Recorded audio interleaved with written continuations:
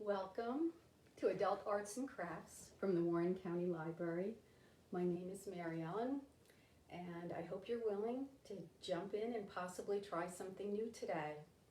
We're going to do a watercolor scene that's set in winter, and I hope you enjoy it.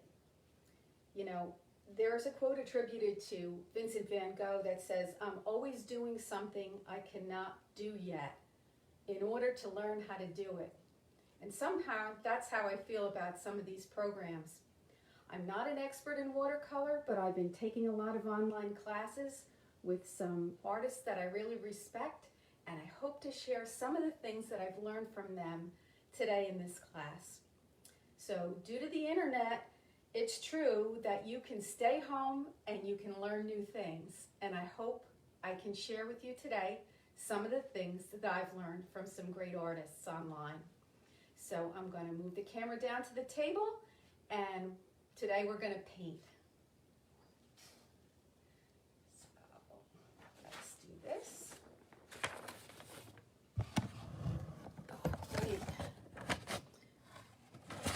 Adjust this. So this is the picture that I did, putting together ideas from a couple of the classes that I've taken online. And I'll tell you how I arrived at this particular picture in a moment. I guess I'll start out with that. So let me take this off and show you how I started. 2 years ago, I watched a YouTube video from Shada Campbell. I hope you can read her name here. She's on Instagram, she's on YouTube. She has lots of free classes, and you can also pay for her classes. So this was something that I painted at that time following her class. I recently came upon the class once again, and I took the class again from my home, obviously, and I painted this picture. So what you can see now is I kind of used a little bit different sizing, and I changed the coloring up to something that I would prefer. The first one I tried to follow to a T what she showed, and this time I tried the coloring a little bit differently, and I did the trees a little bit differently as well. Maybe the hillside even is a little bit different. So then in my travels online, I found Sharon Cullen art, and I really like the things that she's showing. So she was doing a lot of things with a lot of trees in circles, and this is one that she did. She had a different size moon, and her trees are a little different, but basically we're looking at the same style of picture. Sharon Cullen, you can see, has lots of followers as well, and you can follow her online. So this was another one I did after that one, changing it up a little bit again, playing with the colors, and getting used to doing a painting like this. So I have a little bit of experience doing it. Here's another one that I did. This was one I decided to put some lettering on, so I like the saying sweater weather, so I put that on there. So this shows what you can do with a small painting like this. Taking a piece of cardstock, folded, it becomes a card, and I made it to fit an envelope that I happen to have on hand. So know that you can paint and have fun doing it and have some joy from that, but then you can also send it to someone else in the mail and they can enjoy your work as well. So I'm going to show you how I did it now. Hi Rhonda, I see you there. Glad you could make it. So first, just a quick talk about the supplies that I'm using. This is my original watercolor set from probably the 70s. I did find out today it is considered vintage online. And these are called pans, and that's when your paint is in a little square like that. If you buy your watercolor paint in a tube like this, you would then squeeze it into a palette. A palette looks like this when it's empty, and what you do is you squeeze some of the paint into these compartments and let it dry, and you come back with water and energize it and use it later, just as you would use the pans. Something that I did with my picture is I decided I wanted to have the moon have a little extra shine, so I used this metallic watercolor set that I got at Hobby Lobby, And my moon is a little bit shiny using this white, this silverish white that's right here. So I wanted to mention that to you too, because everything is an option to you. And really, as my friend always says, the world is your oyster. So the paper I am using is a Canson XL 140 weight. Right here it says 140 pound, and that's a really nice but cheap watercolor paper you can use. You can get this in Walmart. It's not expensive. But you'll really be glad if you have a proper paper to work with, because you will have a lot better results. All right, let's start painting the picture. So I'm going to move I have my blank right here. I've got my paints. I think I'm just going to have them, I'm going to try to have them right next door so you can actually see what I'm doing. The way that I painted the circle to work inside of is very fancy. It's a ricotta cheese lid, and I'm going to just place that on here. I like to leave a little space at the bottom if I'm going to put a quote there. So you can center it if you like. You could put it closer to the top. That's entirely up to you. I have taped my paper down, and I use the frog tape that you buy in the paint department, in the, house paint department, because it peels off very nicely, but it'll keep this nice and secure, because I will flood this paper with a lot of water, so the paper will bow up, and if it's held down nicely like this, it will flatten out when it dries. So you really don't want a really, really bumpy piece of paper. So here I go. I'm going to draw this circle, and I'm just using this lid. I found that fits the size paper that I have. I looked around in the cabinet to see what fit, and that seemed to work fine. I don't think I'm going to have to erase much of this, because the top is going to be painted so dark that that line won't be shown. Now, if you like to have a large moon inside this picture, you could use a quarter, you could use a spool of thread, whatever you have on hand. I think coins are easy to find. If you'd like a smaller moon, like one of the painters had used, you could use something like a nickel. I kind of like a big moon, so I'm going to use the quarter, and I'm just going to draw right around the quarter. Now, when I followed Shada Campbell's class 2 years ago, she drew around this circle with a white crayon. When she did this, she used a white crayon, and it kept the paint from flooding beyond it. I have found since then, if I paint this carefully, I don't really need to do that, so I'm not going to be painting it with something like that right now. So that's pretty much all the drawing I need to do. Oh, my hillside is probably just about there. So I gave myself a slight line. Actually, I think that's a little bit high for me. I might make the line right here and let the hill come down, and then let this hill come up, and then erase the line I didn't like. I may make lots of mistakes today too. Hope you learn from them. Hope I learn from them, right? All right, so there you can see. I kind of don't want to paint inside this hillside, because that's where the snow is. So I really, really want to keep that clean, because the white paper will show through as the background, okay? Background will be the snow. So let's get started.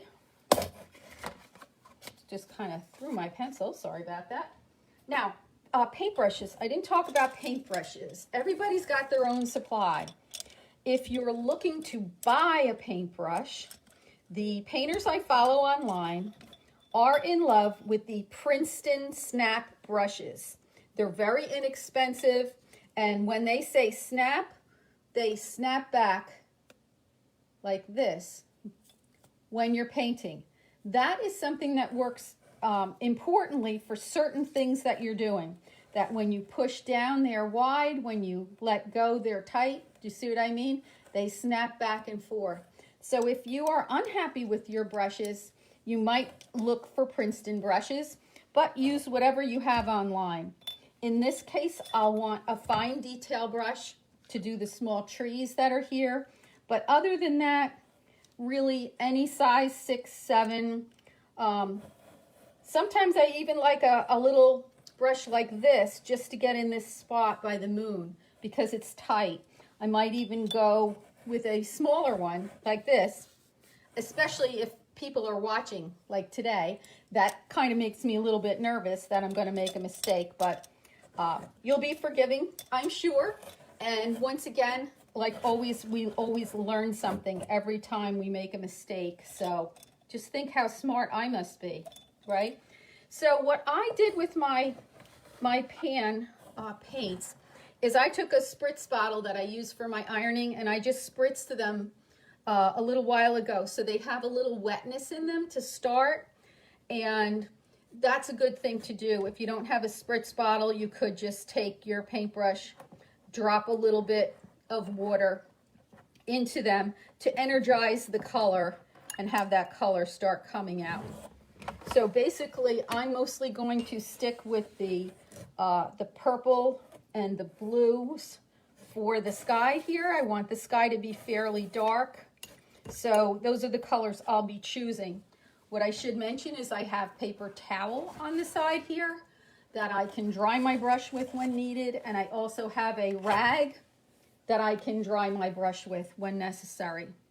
So one of the things I've learned when you're using a decent quality paper is what you might want to do, and I'm going to do it here, is I'm going to paint my sky with water before I add any paint at all. So let me get started with that. I'll see if I can just get in here. I can get into this spot with this brush, I guess. Now, the really, really experienced painters go a lot faster than I do, so you're going to have to put up with me. This is the delicate part around the moon because I don't want to get any sky color on the white moon or I will no longer have a white moon. And now for the rest, I can actually use a bigger brush.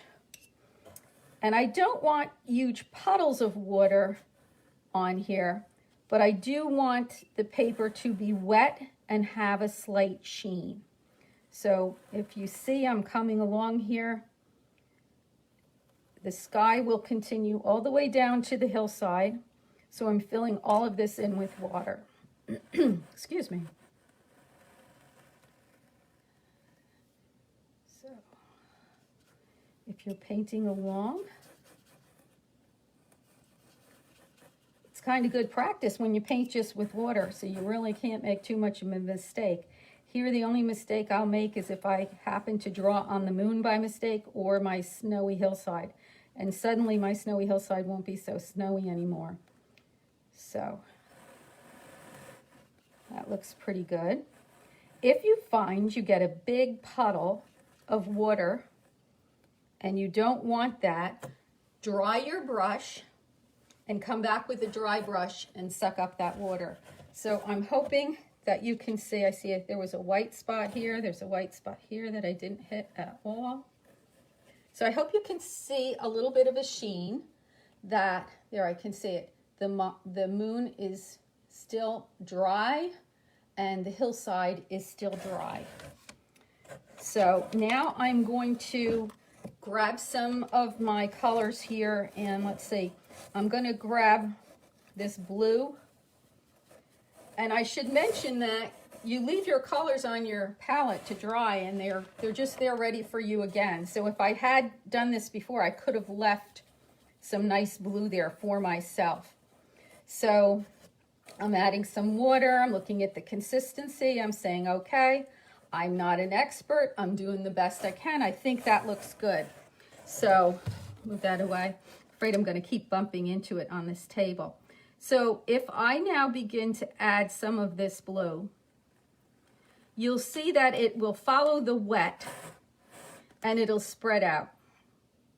Now, if I had even better quality paper than I have, say I had an Arches brand, which is much more expensive, it would it would bleed even further, and you would hardly have to add anything to it because it would look so beautiful. But this is what I've got, and we work with what we have, and it will be just fine. So here's a bunch of nice bright blue. I don't even know what color it is because my watercolor palette there doesn't even tell me what color this is, but I know that it's a nice blue, and it's fine by me to use that blue. I think since I have this turned, because it's working for me to see better, I'll come around the bottom of the moon too, so I don't have to worry about it. And up here is a little bit, I missed a little bit. That looks a little bit better. So, unfortunately, I'm going to have to sneeze, but I'm going to try not to. Because that's what I do now. I sneeze a lot. Who knows? So, I'm looking at that, and yes, it's nice and blue, but what would I like to add? I would like to add some purple. And if you see, I just grabbed some purple, I grabbed some water, and I'm going to add some purple to that blue. Now, because we're using watercolor, sometimes it's very hard to achieve a very dark color. I've been painting some galaxy paintings as well, and really what this will probably require is the addition of more paint after it dries. So you can use a hair dryer, or you could use, I have an embossing heat gun here that you would use for, you know, stamping or whatever. I'm looking at them thinking, as I go down, I'd really like to have maybe a lighter blue. So I'm grabbing this brighter, lighter blue. And because this paper is wet, you'll see that it really merges together with the other colors that are there. I'm thinking I want to be able to see my trees and all down here, so I don't want to make it too dark there. I'm thinking perhaps a pale purple. I know that Shada Campbell put pink there. She had in mind that it would look like the Northern Lights. Whatever appeals to you. I could even just add some water to thin this out. So I'm just going to put some pale purple in here. They're all a little bit different. Why would you want to paint the same thing over and over again? But I don't know, I just found this picture to be fun. I love the idea of painting inside a circle for a card, and I am working on making one for each season. Do you see when I added water here to that blue, how nicely it just blended itself in? That looks really kind of pretty. And that's what happens if you've wet your paper first. You're allowing the paper to do a lot of the work. That looks pretty cool. So I'm famous for just working something to death. I'm thinking that looks pretty cool. If I want it to be whiter in there, you can see I could remove some of that paint with my brush, but I kind of like the way it's looking. What I might do at this point is make it a little bit darker up top, because we're going, seems to be going from dark to light, and I do want my snow or my stars to show, so I'm going to try just adding a little bit of black up there.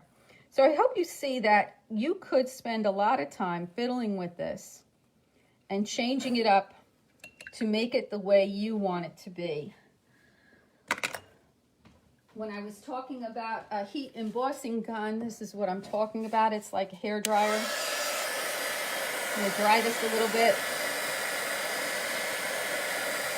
Please excuse the sound. This paper is really saturated, so you can see that it's not wanting to dry up.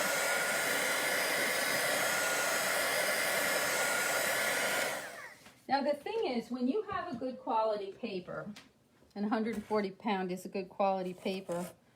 Let's see. What brush did I have? I think I was liking this brush. If you don't like the way something's looking, you can keep going back and working it. Now, I thought that transition really wasn't looking very good to my eye. So I'm going to work it in a little bit more with this dark. And the paint, the water will re-energize it even if I don't add any color. And it'll allow me to work this in and change the color. Now, if I were just doing this on a Saturday, I could just spend an hour making this look the way I want it to look. But I think you get a pretty good idea what's happening. I think I probably want it to come down here. I probably want this to come down here. Just looking at the way I have done this picture before and leaving nice room for those trees. Do you see how I can actually remove some of that color and move it up if I decide I want to? It looks like too much of a straight line. I can do that. And if you want to, you can add some lines as though the wind were blowing and the sky was, there was a cloud that was moving across. So I hope that you get the gist. And then I want to, see, I just take water and blend those side blues in a little bit so it looks kind of like an arch. So that's pretty much how I should show you as I'm doing this how I did that. So I moved this dark to lighter colors, and I've got the purplish pinkish color here in this part. And because that needs to dry, I'm going to move this over to the side. And I've got a dry one here, so you can see. Let's see, I have one here. I think I'll grab this one so you can see the hillside. So in order to do the hillside, I needed just the tiniest little bit of purple.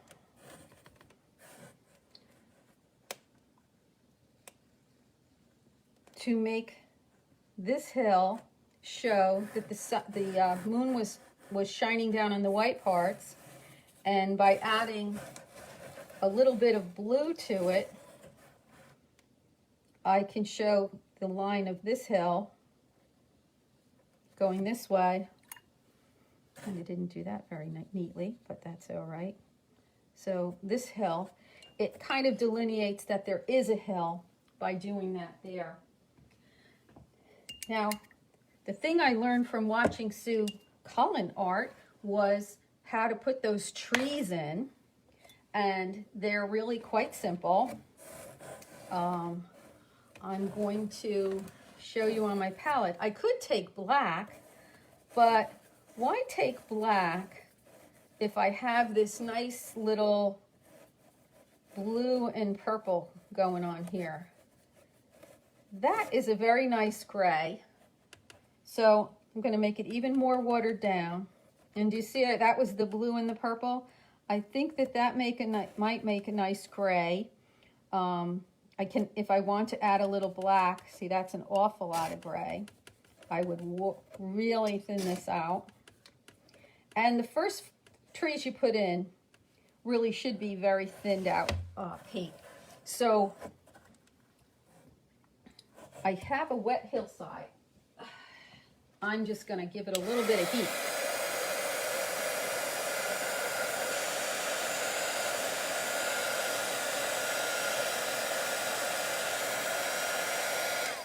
I'm afraid if I touch it with my paintbrush, it'll spread, because you know that paper will grab that paint and make it move. So let's go back here to the gray and put it so you can see what I've got.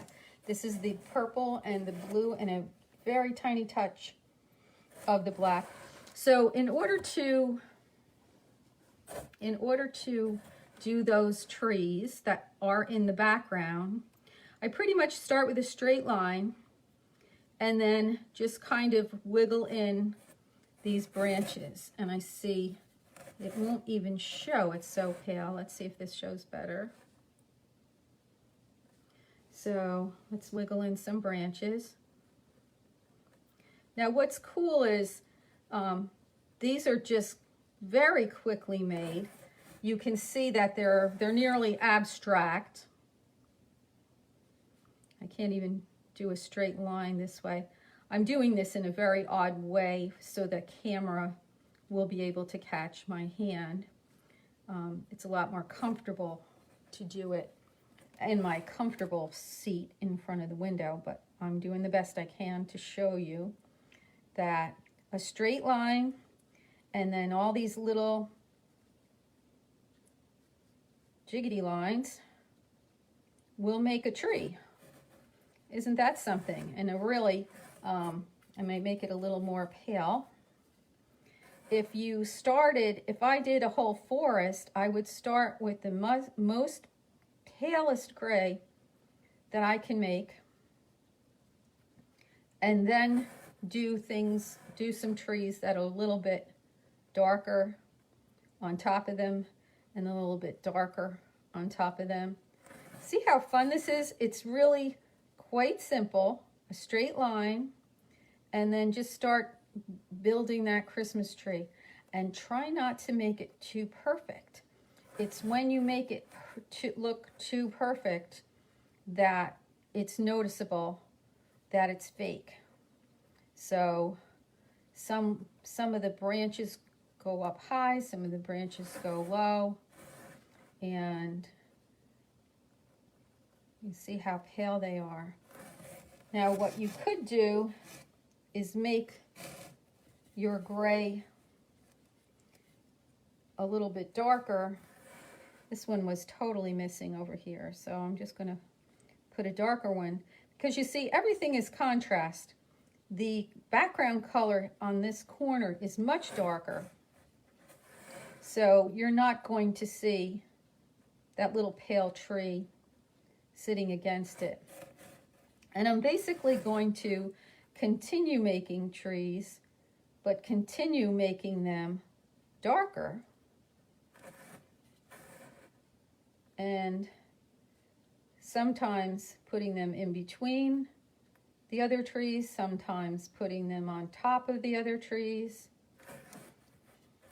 And you see how this begins to be a forest. So I'm going as quickly as possible. I'm really not a speed demon, but I do think that you might find that interesting. I did not put any shadow ones down here because there seems to be just a couple on this hill. So let's see. Put another one down here. Kind of being a little more delicate where there's just a white background, because you're really going to see those trees. And I got to keep in mind, this is the edge of my circle, so it can't extend beyond there, because this is my little snow globey type picture. The tree cannot extend outside of that spot. So I'm going to put a couple more here. And interestingly, I did all the trees in a shade of gray, and as I say, some of them darker than others, and so they will stand out a little bit more. And this is with a little fine brush, so that you can kind of just jab it away and not be too concerned that it's got to be perfect. Let's see if I make a tall one. Sometimes you just have to be free and try something that you haven't tried before. And this was a case here, and after doing a couple, it becomes easier and second nature how that's going to look. Now, what I learned from Sharon Cullen in terms of these little trees is that it's fine to make them gray and black, and then if you wish to add some green or some gold or something like that, you still can do that afterwards. So I think those look acceptable. So I'm going to give them a little bit of a drying. You can always go back and add more if you want, but I think those look kind of pretty like that.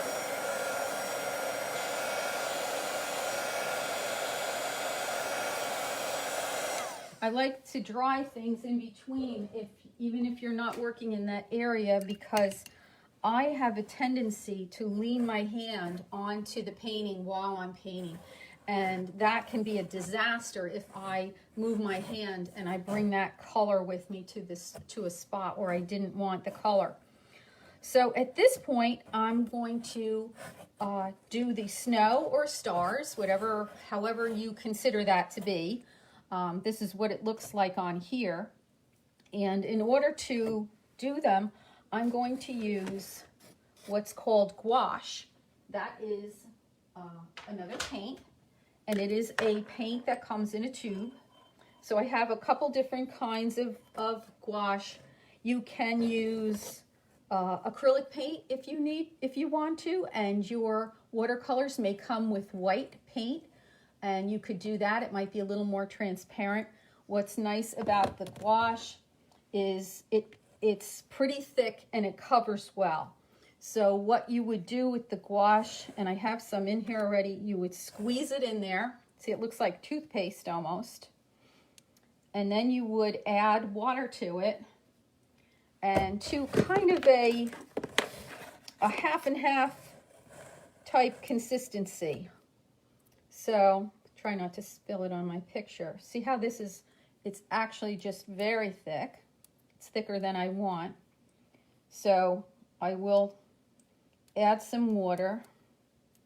I don't want to lose what's on the brush because I can use, I'm going to grab some, I want you to see what I'm adding. I've got my water here in a container, and I'm just going to add some water right into there. And I'm going to hope that I pick a good consistency. It's kind of creamy. It's got to be drippy, because what we're going to do is really fling this paint onto our painting. So we want it to be thin enough to fling. We want it thick enough to stay. We want a happy medium. So really what I would do is I would do a test first before doing that. So what I'm going to do is I'm going to put down just this piece of blue paper that I had here before. And because I have mixed it here, I'm going to do a test. What I'm going to do is just hit that on my finger. See what I'm doing? And actually, I think I did a pretty good consistency here for my hand. So I'm going to fling the paint and hit my finger, and this paint will fly off like that. Now, sometimes people will use something like a toothbrush and squirt it off the end of a toothbrush, but I've never found that to work well for me. It just doesn't come out evenly. I would get all the paint in one spot, or I'd have the paint so thin you couldn't see the spots. So the way I like to put it on a picture like this, I don't want the spots on everything. I only want the spots to show where I want the spots. So what I did was I just cut out another piece of paper, and I'm covering it. So when I fling this paint on here now, it's not going to go all over everything. It's just going to go on the spots where I want it. So I'm just going to hold my breath and make sure I don't mess things up. Those are a little bit thick. These are a little bit thick, but you know what? That's the way it's going to be.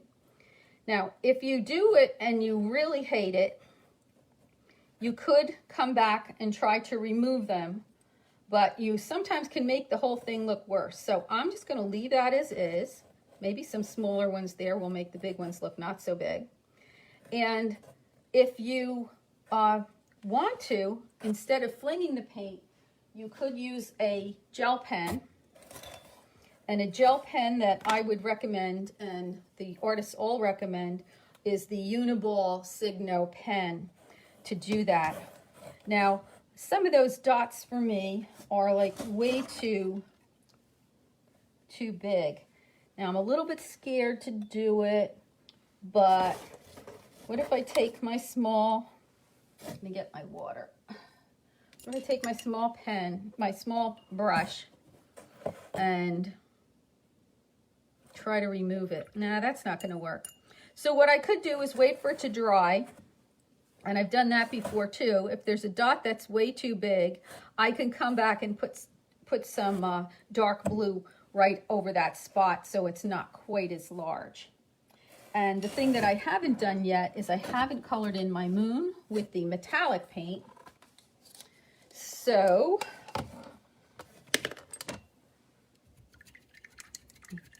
get that gouache out of my brush. I'm going to bring this down so you can see. I don't know if you can see that I'm in this white paint, and it's got a little glimmer to it, this metallic paint, and I'm going to add some more water to it, and I'm going to paint my moon to have a little bit of a sparkle. Now, something that I did on some of the pictures, I'm not sure if you noticed or not, but after the white sparkle dried, you could actually come back with a little bit of gray and just put a couple of spots in there so it looked like the man in the moon. That's an option as well. But let me see, since I'm looking at some of those dots, I can see that they're not dry. But if I had, let me grab my other paint since I moved it off of here.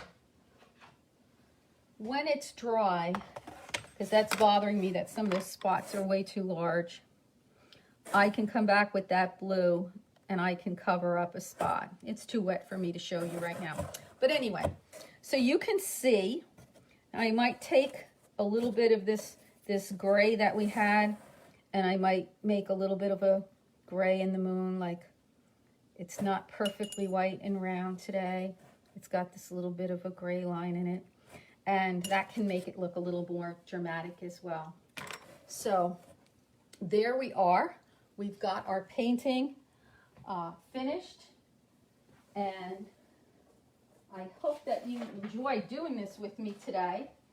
I will bring this camera back up to me and say, you know, I was reading today, it's very important during these times to prioritize some personal time for yourself and something that gives your spirit a lift, and it's just frankly fun. So try to think of some things that are fun to brighten your day. I'm going to keep learning and following these people online, and I'm going to thank you so much for coming today, and come next time to Adult Arts and Crafts at the Warren County Library. We really appreciate you coming. I really appreciate it, and I thank you for being here. And if you complete some work and you want to show me in the comments, please do. If you have questions in there, I will come back and answer them right away as soon as this is over. So have a good afternoon and find your joy.